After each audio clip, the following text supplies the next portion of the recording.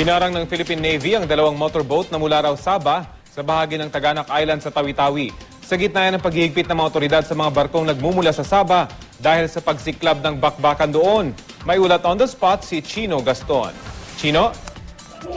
Rafi, dalawang motorboat mula Sabah ang naharang nitong umaga lang ng isang patrol boat ng Philippine Navy malapit sa Taganak Island, Tawi-Tawi. Sa inisyal na impormasyong nakuha natin mula sa isang mataas na opisyal ng gobyerno na may kaugnayan sa pangangasiwa sa krisis sa Sabah, eskortan pa Bungaw, ang kabisera ng Tawi-Tawi, ang dalawang motorboat.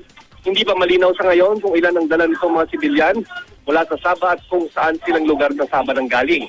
Malaking palaisipan nito, Rafi, kung paano sila nakalusot sa naval blockade na pinatutupad ng Malaysia sa border nito sa Pilipinas. Ito ay sa kabila ng napakaraming Pinoy roon na ibig nang umalis para di madamay sa kaguluhan. Matatandaan ng kapitan ng huling lansyang nakalusot mula sa Sabah at dumaong dito sa Sibuto Island sa Tawi-Tawi ay nagsabing kinailangan niyang suhulan ng Malaysian Marines para payagang makaalis. Naigpit na pinagbabawal ng Malaysian border crossing ng mga Pinoy sa karagatan habang tinutugis at pinaghahanap ang mga tauhan ng Sultanato ng Sulu. Mula rito sa Sibuto Island, Chino Gaston, GMA News. Chino Gaston.